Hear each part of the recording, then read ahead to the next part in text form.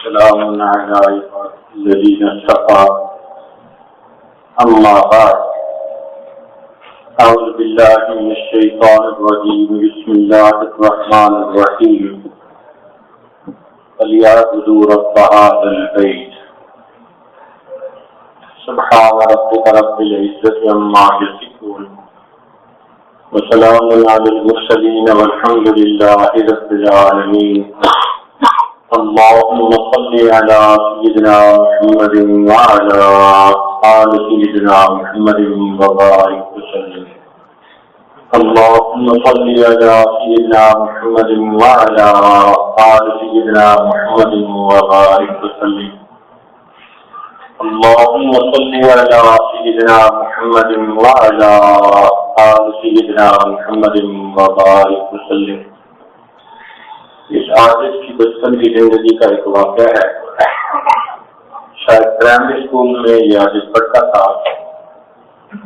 جب بھی اپنی والدہ ماجدہ کو دیکھتا کہ وہ نماز پڑھتی تو اس کے بعد ان کے پاس ایک تسبیح تھی. اس تسبیح کو وہ ایک آنکھ بند کر کے اور دوسری آنکھ سے اس کے اندر کچھ تھوڑا سا بنا ہوا تھا. بڑی دیر تک بیٹھ کے دیکھتی رہتی تھی. پھر اس کے بعد رو رو کے دعا مانگتی تھی. ناسمجھی کی عمر تھی, ہمیں پتہ نہیں چلتا تھا, لیکن اتنا پتہ چلتا تھا کہ ہر نماز کے بعد وہ کچھ اس تسبیح میں سے دیکھتی. جب کچھ عمر بڑھی, سمجھ لگی, تو ایک دن امی سے پوچھا, امی آپ کیا دیکھتی ہیں؟ انہوں نے کہا بیٹے آنکھ بند کرو. اب اتنی چھوٹی عمر تھی کہ جس آنکھ سے دیکھنا تھا میں نے وہ بند کر لی. اس نے کہا نہیں, دوسری بند کرو. اب تھوڑی دیر لگی. جب اس آنکھ کو بند کر کے دوسری آنکھ سے دیکھا اور اس تصویر کا وہ جو اوپر ہوتا ہے چھوٹا سا محراب سا بنا ہوا, تو دیکھا کہ ایک آدمی حجر اسود کو بوسہ دے رہا ہے.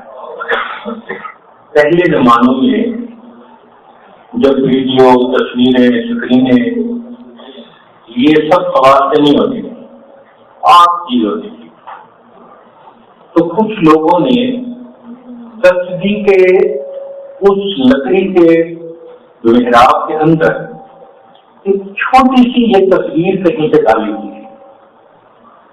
تو جو حاجی یہاں سے جاتا تھا وہ تو لے کے جاتا تھا. تو کبھی اس میں حجر اسود کو بوسہ دینے کی تصویر ہوتی تھی, کبھی مسجد نمرہ, کبھی مسجد خیف, یا کبھی بیت اللہ کے طواف کا منظر. اس قسم کی چند تصویریں ہوتی تھی. اور جس کے پاس جو تصویر آتی تھی پھر وہ حسرت کے ساتھ, آرزوؤں کے ساتھ, امنگوں کے ساتھ اس کو دیکھتا تھا.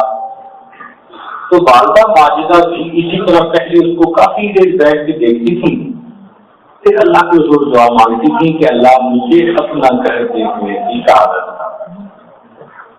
تو چونکہ اپنی والدہ کو اس چھوٹی عمر میں روتے دیکھا, آنسو بہاتے دیکھا, تو طبعی طور پر, فطری طور پر دل میں ایک امنگ رہی شروع سے کہ ہم بھی اللہ کا گھر دیکھیں.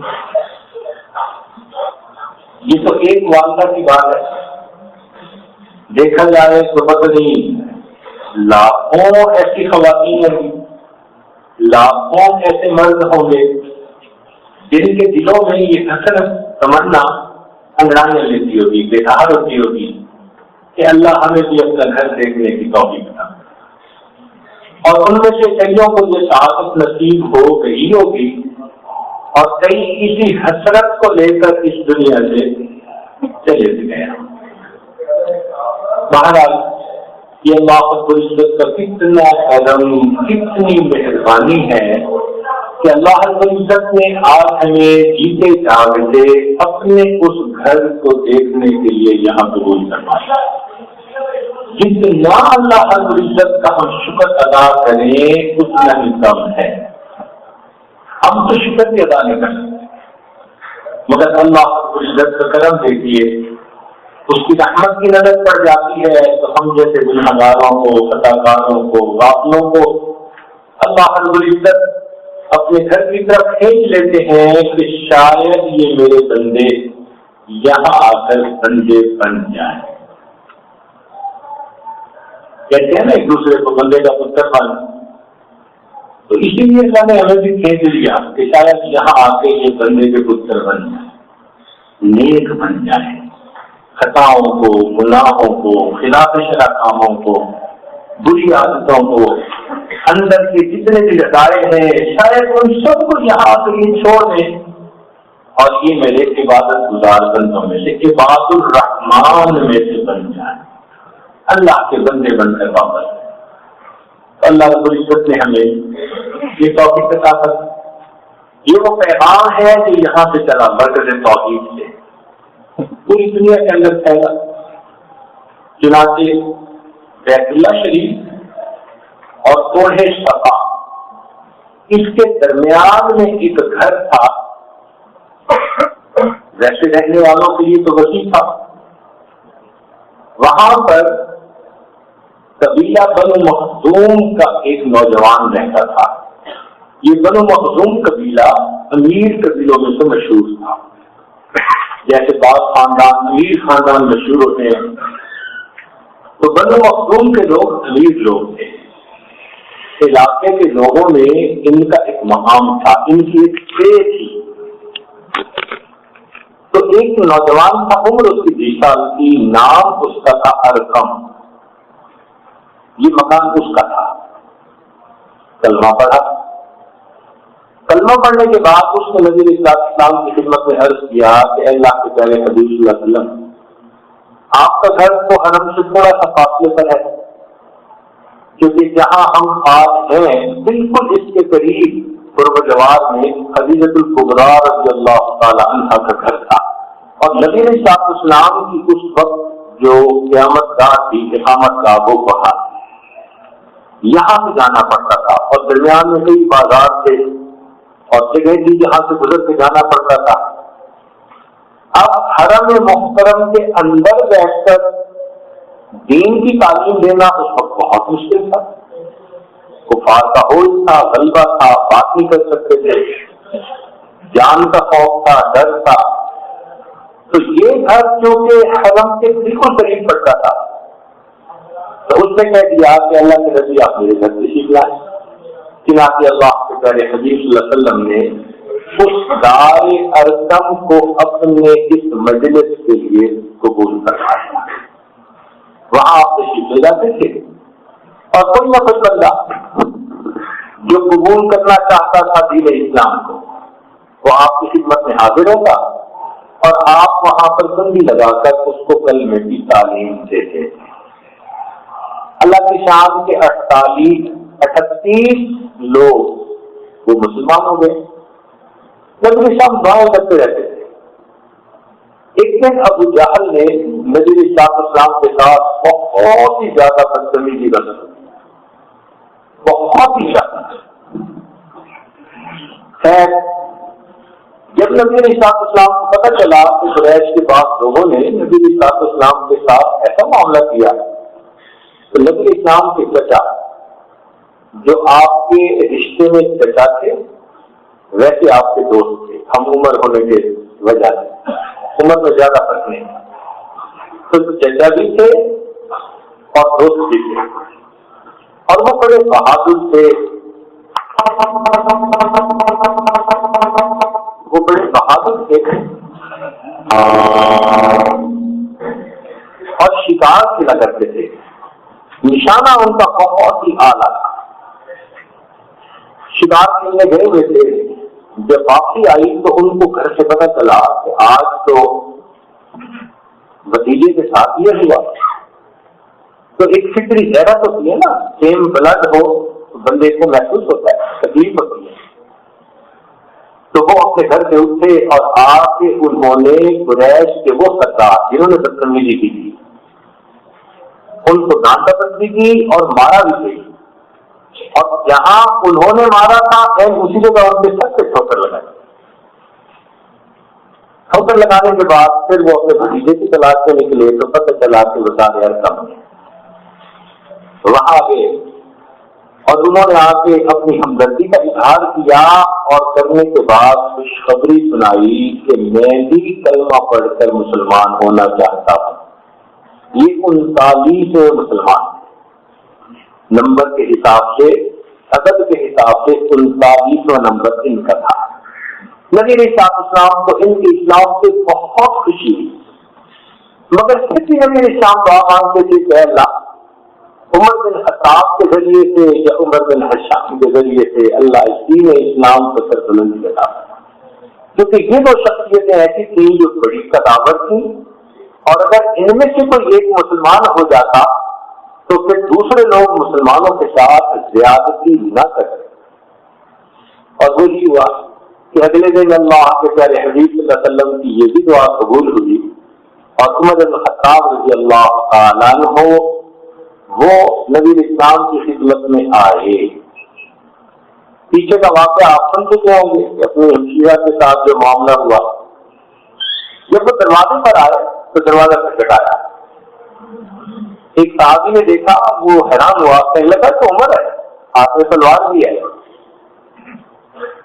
تو امیر حمزہ رضی اللہ تعالیٰ میں کھڑے ہوئے کہنے لگے کہ اس کو آنے دو، اگر اچھی نیت کے ساتھ آیا ہے تو ہم اسے استقبال کریں گے، کچھ اور ارادہ لے کے آیا ہے تو حمزہ موجود ہے. جب دروازہ کھولا تو اس وقت عمر بن خطاب نانوں کا تو معاملہ ہی بدلا ہوا تھا، دل کی دنیا بدل چکی تھی. آ کر بیٹھے اور کہنے لگے جی کہ میں تو کلمہ پڑھ کے مسلمان ہونا چاہتا ہوں. مسلمانوں کو اتنی خوشی ہوئی کہ انہوں نے اللہ اکبر کا نعرہ بلند کیا. اللہ کے پیارے حبیب صلی اللہ علیہ وسلم کو کتنی خوشی ہوئی ہوگی.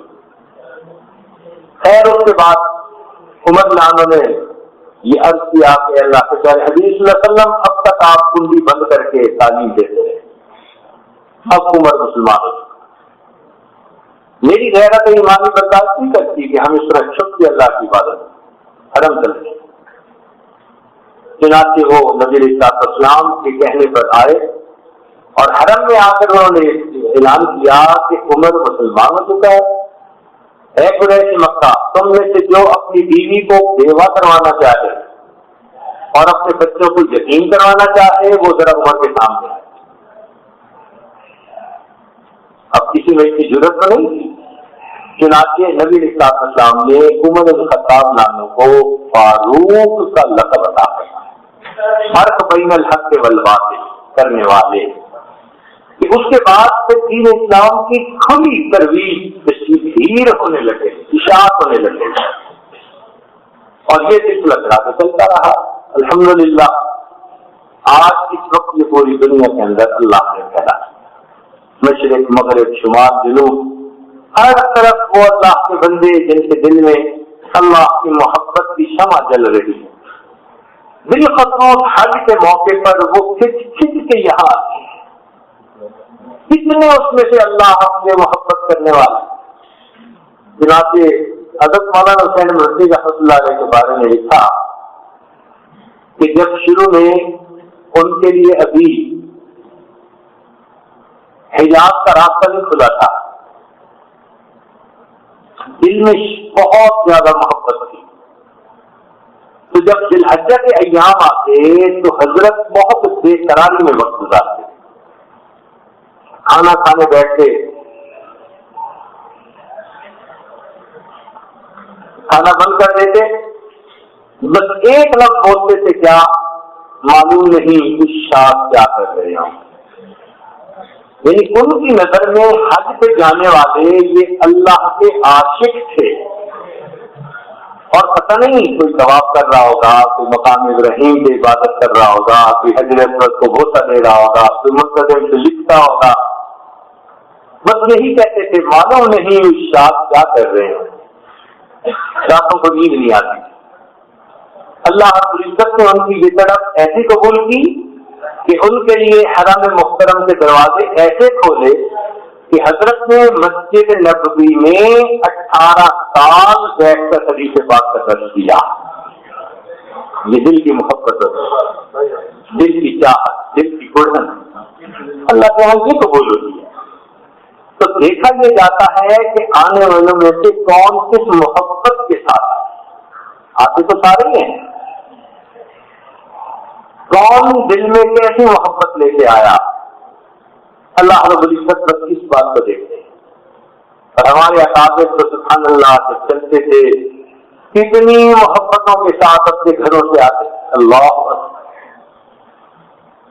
کہتے ہیں کہ ابراہیم اعظم رحمۃ اللہ علیہ انہوں نے ارادہ کیا حرم آنے کا، تو بلخ سے چلے اور مکہ مکرمہ تک انہوں نے 28 سال میں یہ سفر مکمل کیا، 28 سال میں۔ وہ کیسے؟ ایک قدم رکھتے تھے، مصلی بچھاتے تھے، 2 رکعت نفل پڑھتے تھے، پھر اگلے قدم میں مصلی بچھاتے تھے، پھر 2 رکعت پڑھتے تھے، ہر قدم پر 2 رکعت پڑھتے پڑھتے 28 سال میں مکہ مکرمہ پہنچی، طواف کیا، مقام ابراہیم میں نفل ادا کر کے دعا مانگی، اللہ تیرے بندے تیرے گھر کا دیدار کرنے کے لیے 100 سے چلتے آتے ہیں، میں تو پلکوں کے بل چل کے تیرے گھر تک حاضر ہوں۔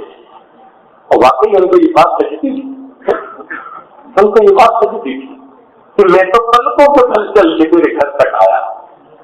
کن محبتوں سے آتے ہوں گے، اللہ اکبر۔ اللہ کی شان دیکھیے کہ ابراہیم اعظم ہے، موجود ہے بیت اللہ کے سامنے، اچانک ایک بوڑھی عورت آئی حرم میں، تو انہوں نے کہا دیکھا کہ جو تجلیات بیت اللہ پر پڑ رہی تھی وہی تجلیات اس عورت کے دل پر پڑ رہی، سچ کی نظر سے دیکھا۔ تو فراست المؤمن، یہ مومن کی فراست ہوتی ہے، فإنه ينظر بنور اللہ، وہ اللہ کے نور سے دیکھتا ہے۔ تو بڑے حیران ہوئے، پتا کیا کون؟ کہنے لگے جی کہ تو رابعہ بصری ہے۔ تو بڑے حیران ہوئے کہ میں اتنا دور کا سفر کر کے آیا اور اتنے عرصے کے بعد آیا، یہ تجلیات مجھے تو اپنے اوپر محسوس نہ ہوئی، خاص جو اس بوڑھی عورت پر ہے۔ تو رابعہ کے قریب آئے اور پوچھا، رابعہ تم کون سی عبادت کر کے آئی ہو؟ دیکھا لوگ بن کے آتے تھے، عبادتیں کر کے آتے تھے، اس شہنشاہ کے دربار میں اپنی زندگیوں میں محبتوں کے تحفے لے کے آتے تھے، ہدیے لے کے آتے تھے۔ رابعہ تم کیا لے کے آئی ہو کہ تمہارے اوپر وہ خاص تجلیات جو بیت اللہ پر کر، اب میں بھی تو اتنا لمبا سفر کر کے آیا۔ رابعہ نے مختصر جواب دیا، ابراہیم تم سرے نیاز لے کر جہاں آئے ہو، میں دل نیاز یہاں لے کر آئی۔ تم جھکنے والا سر لے کے آئے ہو، میں جھکنے والا دل لے کے یہاں آئے۔ کہتے ہیں کہ جب رابعہ کی وفات ہوئی تو کسی نے پوچھا، آپ نے دیکھتے کہ رابعہ کیا بنا؟ کہنے لگا ملک نصیب میرے پاس آئے اور کہنے لگے کہ بتاؤ من رب کو تیرا رب کون ہے؟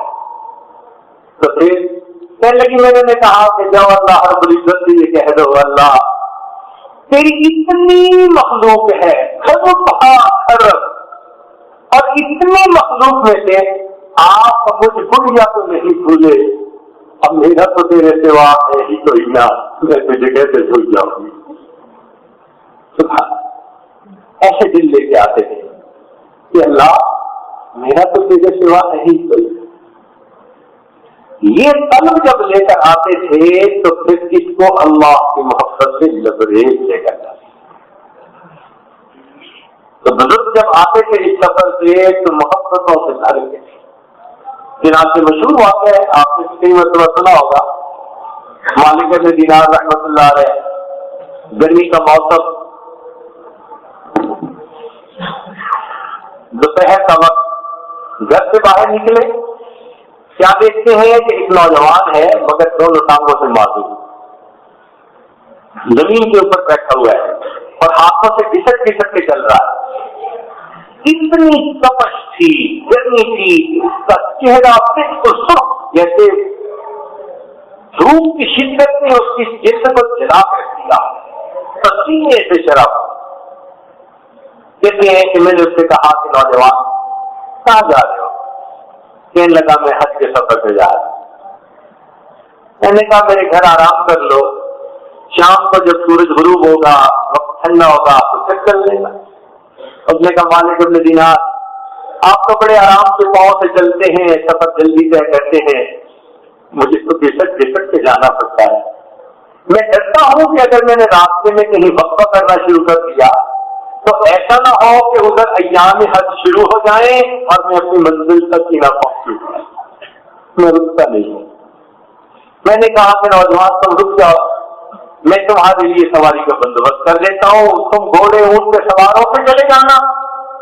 جب میں نے یہ بات کہی تو اس نے غصے سے میری طرف دیکھا اور غصے سے دیکھ کر کہا کہ مالک ابن دینار میں تو بڑا کلمہ سمجھتا تھا آپ کو، یہ کیسی بات آپ نے کر دی؟ میں نے پوچھا کیوں؟ کہنے لگا یہ بتاؤ کہ اگر کوئی آقا کسی غلام سے خفا ہو، ناراض ہو جائے اور وہ غلام چاہے کہ میں اپنے آقا کو مناؤں تو کیا اسے پیدل جانا اچھا لگتا ہے یا سوار ہو کے شام سے جانا اچھا لگتا ہے؟ میں حیران ہوا اس کی بات سن کے۔ یہ کہہ کے وہ نوجوان چلا گیا۔ مجھے بھی اسی سال اللہ نے حج کی توفیق عطا فرمائی۔ کہتے ہیں کہ جب میں نے حج کیا اور رمی جماعت رمی عقبہ کی زمین کر لی 10ویں ذی الحجہ کو، میں نے دیکھا کہ ایک جگہ بہت سارے لوگ مجمع کیا ہوا ہے۔ پوچھا کیا ہے؟ کہنے لگے ایک نوجوان ہے دعا مانگ رہا ہے اور ہم لوگ سن رہے ہیں۔ بھائی مجھے بھی ذرا دیکھنے دو کون ہے۔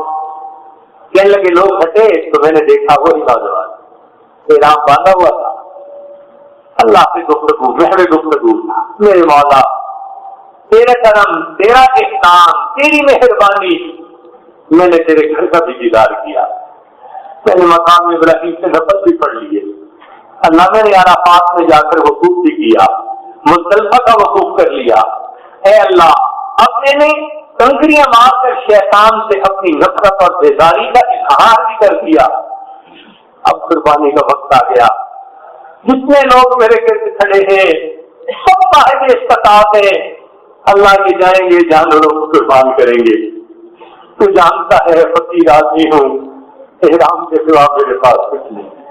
اے مولا میں اپنی جان آپ کے نام پر قربان کرنا چاہتا ہوں، مولا مجھ سے یہ ہدیہ قبول کر لیجیے۔ یہ الفاظ اس نوجوان نے کہے اور کلمہ پڑھ کر اپنی جان اس جان آفری کے سفر ان محبتوں کو لے کے آتے، ان چاہتوں کو لے کے آتے، اور اللہ رب العزت یقیناً خوش ہوتے ہوں گے اپنے ارشاد کے مجموعوں کو دیکھ۔ تو میرے چاہنے والے میرے گھر پہ حاضر ہیں جمع، آج آئے تو ہم بھی اسی سفر سے ہیں، تاکہ کہ وہ سود محبت بھی دل میں ہوتا، وہ سود عشق بھی دل میں ہوتا، کہ جس کے ساتھ ہمیں یہاں سے طواف کرنا چاہیے۔ بہرحال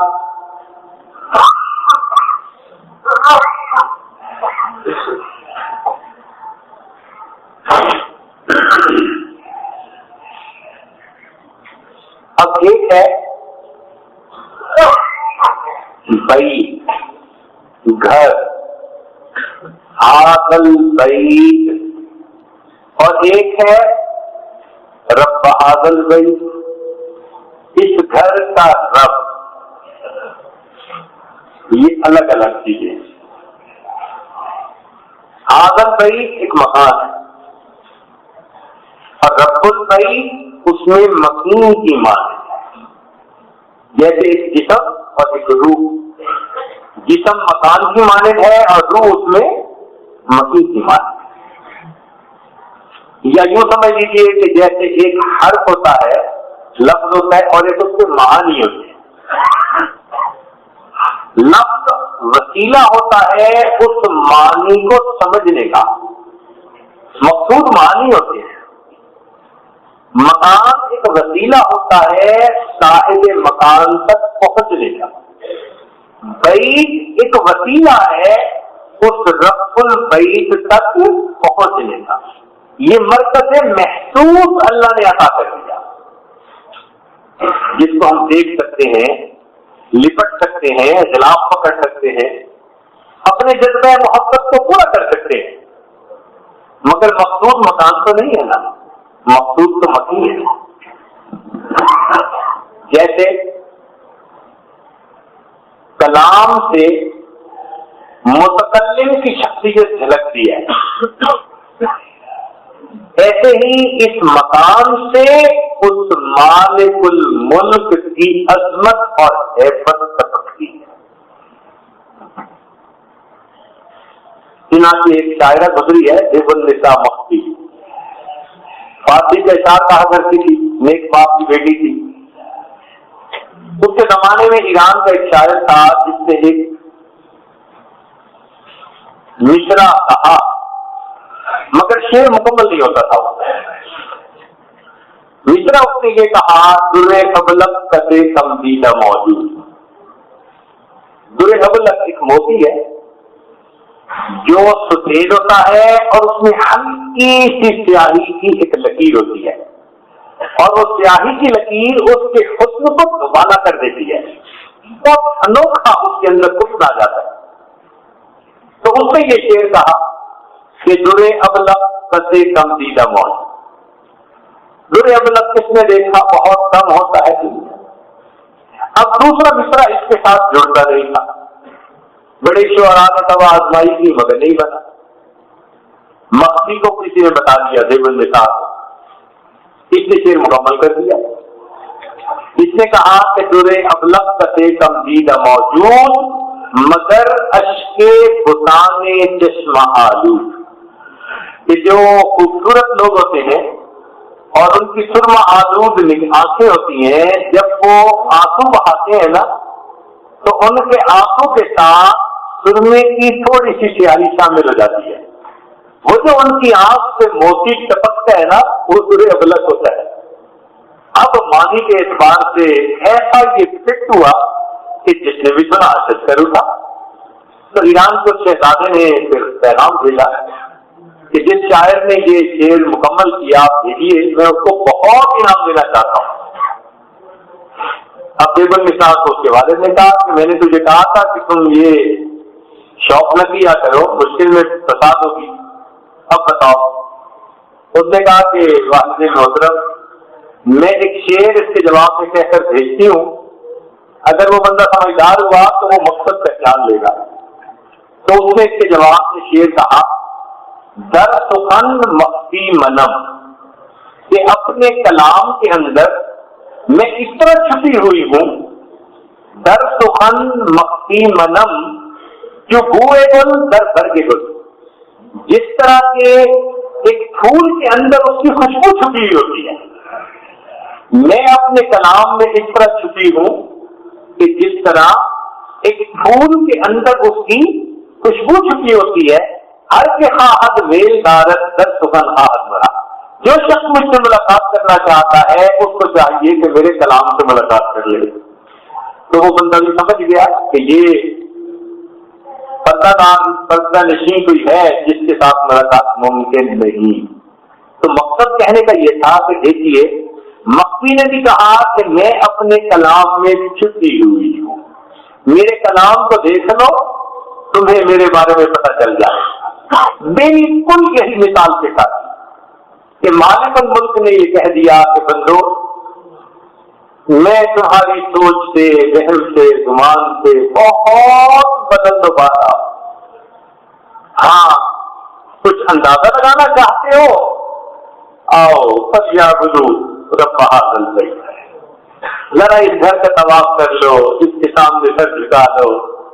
اس گھر کی عظمتوں کو دیکھ کر تمہیں اندازہ ہو جائے گا مکان ایسا ہے تو صاحب مکان کیسا ہے، مکی کیسا ہو. اس لیے جو بندہ جاتا ہے اور بیت اللہ پہ نظر ڈالتا ہے نا، ایک کھچاوٹ محسوس ہوتی ہے اس کو.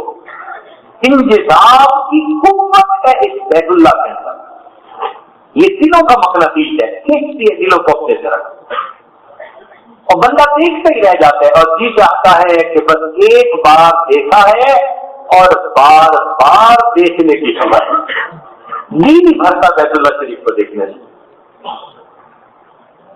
چنانچہ جو رشتہ حرف کو معنی کے ساتھ، جسم کو روح کے ساتھ، مقام کو مقی کے ساتھ، وہی رشتہ بیت کو رب البیت کے ساتھ۔ اب ہم رب بیت کو دیکھتے ہیں ساتھ کہ ہم اپنے دل کی نگاہوں سے رب البیت کی تجلیات کو بھی دیکھنے والے بنے۔ گفتم و حرفم بمانی شرمسار، شکوائے مانی کے باہر سم سے کار۔ چنانچہ حسن بصری رحمۃ اللہ فرماتے ہیں ایک مرتبہ میں طواف کر رہا تھا، میں نے دیکھا ایک جوان العمر لڑکی طواف کر رہی ہے، لیکن محبت میں، عشق میں ڈوبا ہوا بندہ جیسے محبوب کے فراق میں بے قرار ہوتا ہے اور ملنے کے لیے بےتاب ہوتا ہے، بس ایسے وہ عشق کی اشعار پڑھ رہی تھی اونچی۔ میں نے اس کو روکا، میں نے کہا کہ دیکھو آپ نوجوان بچی ہو، اس طرح آپ کا ایسے محبت بڑے اشعار کا پڑھنا کہ اے مرد بھی سن لے مناسب نہیں ہے۔ جب میں نے اسے ٹوکا تو وہ مجھے متوجہ ہو کر کہنے لگی، حسن ایک بات تو بتائیں، کیا کہ آپ بیت کا طواف کر رہے ہیں یا رب البیت کی تجلیات کا طواف کر رہے ہیں؟ مجھے کاؤنٹر کویسچن کیجیے، آپ بیت کا طواف کر رہے ہیں گھر کا یا رب البیت کی تجلی؟ کہنے لگے، میں نے جواب میں کہا کہ میں تو بیت کا طواف کر رہا ہوں، اس گھر کا طواف۔ کہنے لگے میری یہ بات سن کر وہ مسکرائی اور کہنے لگی، حسن جن کے دل پتھر ہوتے ہیں وہ پتھر کے گھر کا طواف کرتے ہیں، اور جن کے دل زندہ ہوتے ہیں وہ پھر رب البیت کی تجلیات کا طواف کر رہے ہیں۔ اللہ اکبر کبیرہ، یہ فرق ہے ہم میں اور اللہ والوں کے طواف۔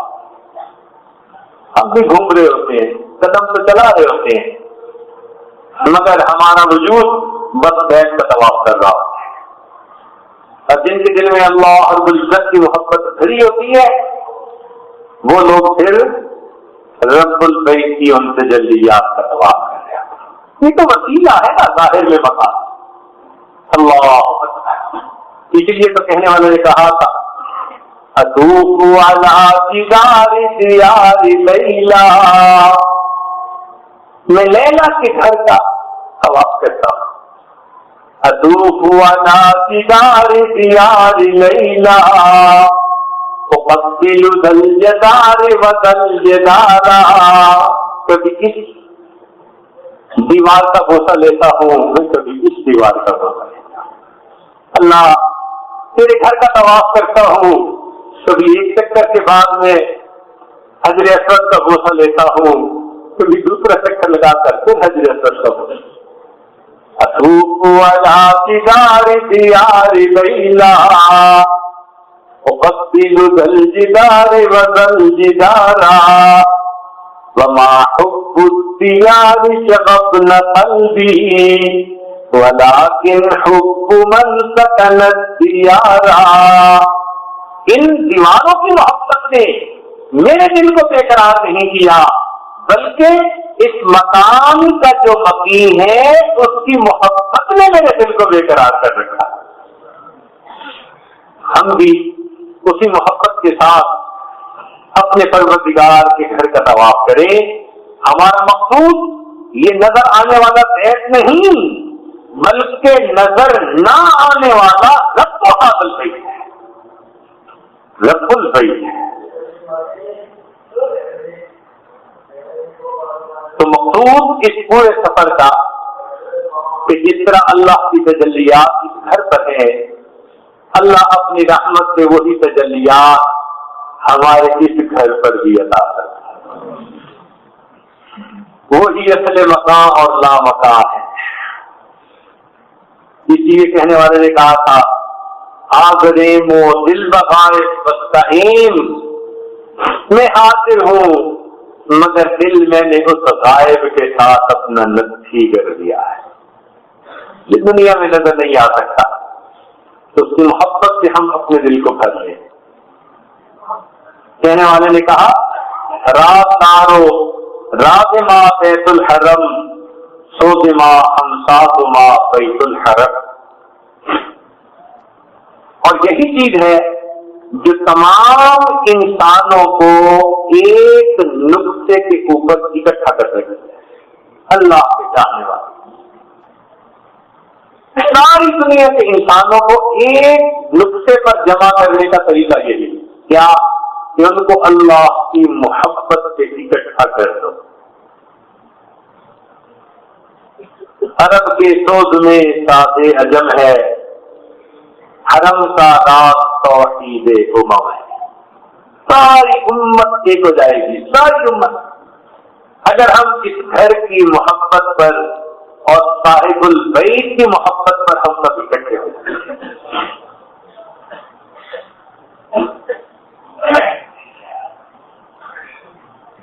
عرب کے ایک شاعر کمال بشیر صاحب، انہوں نے عمرہ کیا اور حرم کی ان برکتوں سے انہوں نے بہت لطف پایا. تو انہوں نے ایک قصیدہ لکھا من وحی العمرہ، عربی زبان میں. عجیب ان کے جذبات، کیفیات، احساسات اس میں منعکس ہوتے ہیں، ریفلیکٹ ہوتے ہیں کہ کس محبت کے ساتھ انہوں نے عمرہ کیا. بہرحال ان کے کلام میں سے ایک دو شعر جو انہوں نے عربی میں کہے، کہتے ہیں وَأَنِلْتَنِي شَرْفَ الطَّوَافِ وَعِزَّهُ، اور مجھے ملی طواف کرنے کی عزت اور شرافت، یہ مجھے نصیب ہوئی. نالا جناب وَأَنِلْتَنِي شَرْفَ الطَّوَافِ وَعِزَّهُ سُبْحَانَ رَبِّي لَا يَغِيضُ نَوَالُهُ. پاک ہے وہ ذات کہ جس کے احسانات بندے پر کبھی بھی کم نہیں ہوتے. مجھے عزت و شرافت ملی بیت اللہ کا طواف کرنے کی، اور پاک ہے وہ پروردگار کہ جس کے احسانات بندے کے اوپر کبھی کم نہیں ہے. وَأَنِلْتَنِي شَرْفَ الطَّوَافِ وَعِزَّهُ سُبْحَانَ رَبِّي لَا يَغِيضُ نَوَالُهُ وَشَقَيْتُ شَوْقِي لِلْحَكِيمِ وَزَمْزَمِ. اب میں نے شفا پائی اپنے شوق کی حکیم میں عبادت کر کے اور زمزم کو پی کر. وَشَقَيْتُ شَوْقِي لِلْحَكِيمِ وَزَمْزَمِ وَالشَّوْقُ طَالَ عَلَى الْفُؤَادِ مَطَالُهُ. اور یہ شوق میرے دل پر اور زیادہ دراز ہو گیا، اور زیادہ گہرا ہو گیا میرے دل میں، اور زیادہ مضبوط سے عظمت ہو گیا میرے دل میں. وَمَقَامُ إِبْرَاهِيمَ قَدْ جَاوَرْتُهُ. اور وہ مقام ابراہیم کہ جس کی مجاورت، جس کی ہمسائیگی میں نے حاصل کی، کہ اس کے پاس بیٹھ کے عبادت کی. ہمارے اکابر اتنی عبادت کرتے تھے کہ ایک بزرگ تھے علامہ زمخشری رحمت اللہ علیہ، عرب لوگوں نے ان کو جان اللہ کا لقب دے دیا تھا، اللہ کے گھر کے پڑوسی. اتنا تو ڈیرا ڈال کے بیٹھتے تھے نا عرب میں. وَأَنِلْتَنِي شَرْفَ الطَّوَافِ وَعِزَّهُ سُبْحَانَ رَبِّي لَا يَغِيضُ نَوَالُهُ وَشَقَيْتُ شَوْقِي لِلْحَكِيمِ وَزَمْزَمِ وَالشَّوْقُ طَالَ عَلَى الْفُؤَادِ مَطَالُهُ وَمَقَامُ إِبْرَاهِيمَ قَدْ جَاوَرْتُهُ وَلَهُ ثَنَاءُ وَقَارُهُ وَجَلَالُهُ. اور اس کے لیے بلندی ہے، وقار ہے اور بڑا جلال ہے. وَسَعِدْتُ بِالْحَجْرِ الْكَرِيمِ مُقْبِلًا. اور حجر اسود کو بوسہ دینے کی سعادت بھی مجھے حاصل ہو گئی. وَقَعِدْتُ بِالْحَجْرِ الْكَرِيمِ مُقْبِلًا وَمَجَالَ أَسْجَاءَ الدُّعَاءِ مَجَالُهُ. اللہ. تو دیکھو جن کے دل جاگ رہے ہوتے ہیں نا وہ پھر حرم کے ان اعمال سے کیفیات بھی محسوس کر رہے ہوتے ہیں. ہم بھی اپنے جاگتے دلوں کے ساتھ جائیں اور اگر دل آنے کے بعد بھی نہیں جاگے فَإِنَّهُ آدَمُ مِنَ الْمَصَائِبِ. بہت بڑی مصیبت یہاں آ کے بھی نہ جاگے. وہاں تو سوئے ہوئے تھے ہی صحیح کہ دنیا کی چکچوند تھی, اٹریکشن تھی, یہ گلیٹرنگ ورلڈ تھی, ہر طرف سے اپنی طرف کھینچنے والی چیزیں تھی. چھوڑ چھاڑ کے آ گئے تو سودا کر لیا ہم نے. یہاں آ کے اللہ سے مانگے اے مولا بیدار دل عطا فرما دیجیے, بے قرار دل عطا فرما دیجیے, سوز والا دل عطا کر دیجیے. اے اللہ ہمارے من کو زندہ کر دیجیے. بس اس محبت کے ساتھ جب ہم وہاں نماز پڑھیں گے, تلاوت کریں گے, دعائیں مانگیں گے, پھر آپ اپنے دامن بھر بھر کے جائیں گے. بلکہ اللہ رب العزت اتنا عطا کریں گے کہ آپ اس پر بس بس کریں گے. اتنا عطا کریں گے, بس بس کریں گے. اس لیے کہ ہر دینے والا اپنے مقام کے مناسب ہے. مثال کے طور پر کوئی صاحب ساجد سے کچھ مانگے تو یہ عاجز ممکن ہے 1 ریال 2 ریال 5 ریال دے دے گا اپنی حیثیت کے مطابق. لیکن کسی ذرا امیر سے مانگے تو ہو سکتا ہے وہ 100 ریال اس کو دے دے. کسی اور وزیر سے مانگے ممکن ہے 1000 ریال دے دے. اور اگر یہاں کے بادشاہ سے مانگے تو وہ تو صرف ملین کی زبان جانتے ہیں, وہ حکم دے گا اس کو اتنے ملین دے دو. تو دیکھو جیسے مقام بڑھتا گیا دینے کا پیمانہ بھی بڑھتا چلا گیا. کیا گمان کرتے ہیں اس مالک الملک کے بارے میں؟ لہو مقالید السماوات والارض, آسمان اور زمینوں کی کنجیاں جس کے ہاتھوں میں ہیں, جو خزانوں کا مالک ہے. اگر کوئی اس کے سر پر آ کر بیٹھے دامن پھیلائے اور اس کے دامن کو جو ہے پکڑ کر یوں کہے مولا تیرا فقیر تیرے در کا سائل تیرے دروازے پر حاضر ہے, اے رب کریم در کھول دیجیے. یقیناً اگر دل سے یہ دعا نکلے گی اللہ رب العزت کی رحمت جوش میں آئے گی اور پھر دینے والا بھی اپنے مقام سے مناسب عطا کرے گا. اور اللہ کی دین ہمیشہ زیادہ ہوتی ہے, مانگنے والے کا دامن ہمیشہ کھلا ہوتا ہے.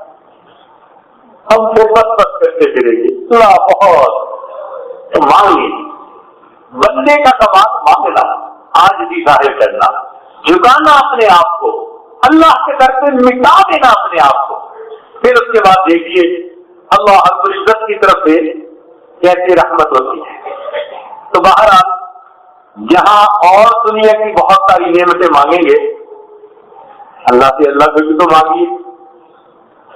بہت سارے لوگ ہوں گے, کوئی اللہ تعالیٰ سے بیٹا مانگے گا, کوئی کاروبار مانگے گا, کوئی اللہ تعالیٰ سے دنیا کا عہدہ مانگے گا, کوئی رزق حلال کے لیے کیا کیا مانگے گا, کوئی صحت مانگے گا.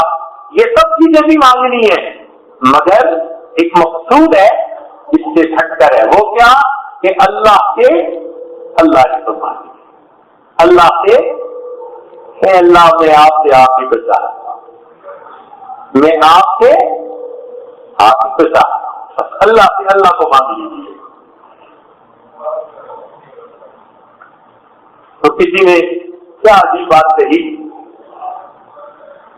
دن رات ماہ و سال سے آگے نہیں گئے, دن رات ماہ و سال سے آگے نہیں گئے, پر ہم تیرے خیال سے آگے نہیں گئے. لوگوں نے تجھ سے مانگا ہر روز کچھ نیا, ایک ہم تیرے سوال سے آگے نہیں گئے. اے اللہ روز آپ سے آپ ہی کو مانگتا ہوں, مجھے آپ چاہیے میرے مولا, آپ کی محبت چاہیے, آپ کی معرفت چاہیے، مقصود زندگی مجھے چاہیے، اے اللہ مجھے اپنا بنا لیجیے۔ تو اس طرح جب مانگیں گے تو اللہ رب العزت کی رحمت یقیناً ہم پر متوجہ ہوگی۔ چنانچہ ایک شاعرہ گزری ہے سورۃ العین طاہرہ، فارسی میں انہوں نے اپنا کچھ کلام کہا، مگر ان کا کلام ایسا اچھا تھا کہ علامہ اقبال نے جاوید نامے میں ان کے کچھ اشعار کو خود شامل کر کے ان کا ریفرنس دیا۔ کسی نے اس فارسی کے اشعار کا کچھ اردو ترجمہ اور شعر کا دوسرا حصہ فارسی اس کو ذرا بدلا، اور اس محبت کو اس نے اللہ کی محبت پر چشمہ کرنے کی کوشش کی، تو وہ بات بڑی عجیب بن گئی۔ چنانچہ انہی اشعار پر آج کا یہ بیان آج ختم کرتا ہے۔ اس نے یہ کہا کہ اے محبوب، تیری محبت میں نے در در کی خاک چھانی، بہت مجھے ڈھونڈا، اب میرے دل کی حسرت یہ ہے کہ کوئی ایسا موقع ہو کہ میں آمنے سامنے بیٹھ کر تیرے سامنے اپنا حال دل بیان کروں۔ تو آج حجاج کسی کیفیت میں یہاں موجود ہے نا، اے اللہ خواب چھانتے پھر رہے ہیں، کبھی عرفات پہنچے، پھر راتوں رات مزدلفہ چلے، وہاں سے منا آئے، اللہ کبھی کنکریاں ماری، کبھی یہاں آ کر طواف زیارت کیا، تم بھی تو گھر کی ٹھوکریں کھاتے پھر رہے ہیں نا میرے مولا، کس کے لیے؟ تیری رضا سے۔ اللہ تو عجیب وہ شعر فٹ ہوتے ہیں۔ چنانچہ کہنے والے نے کہا، تجھ سے اگر ہو گفتگو چہرہ بچہرہ روبرو،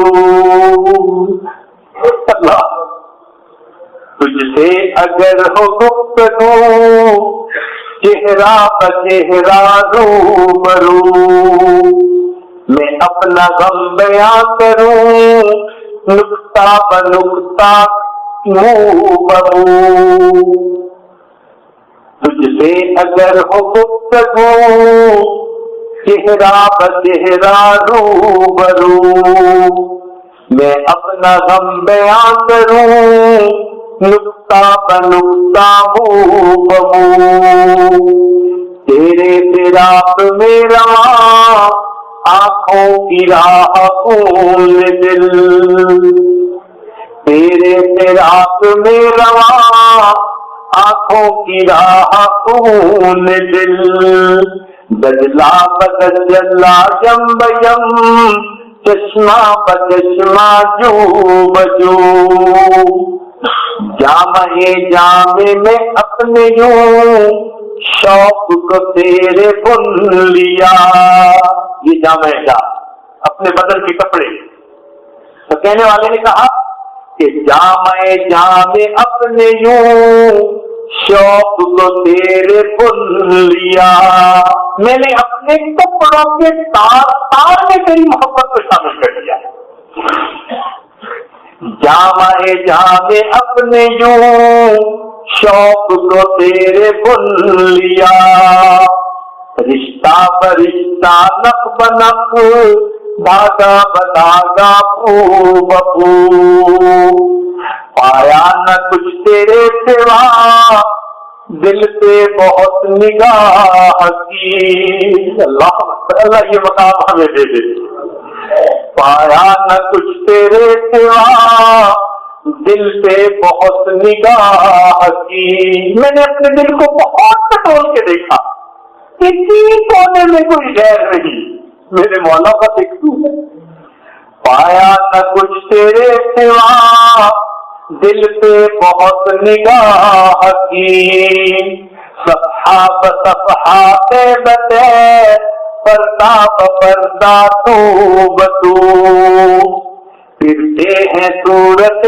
فقیر ہم تیری دید کے لیے، سائل پھر رہے ہیں، پھرتے ہیں صورت فقیر ہم تیری دید کے لیے، کھانا بکھانا در بدر کوچا بکوچا کو بکو، اللہ رب العزت اس چلت پھرت کے صدقے ہمیں بھی اپنے مقبول بندوں میں شامل فرما دے اور ہمارے دلوں کو اپنی سچی محبت سے لبریز فرما دے، ایسا عشق عطا فرما دے کہ یہ دل اس دل سے بھر جائے۔ اللہ وہ دل دے جو تیرے عشق کا گھر ہو، دائمی رحمت کی تیری اس پہ نظر ہو، دل دے کہ تیرے عشق میں یہ حال ہو اس کا، محشر کا اگر شور ہو تو بھی نہ خبر۔ وآخر دعوانا الحمدللہ رب العالمین۔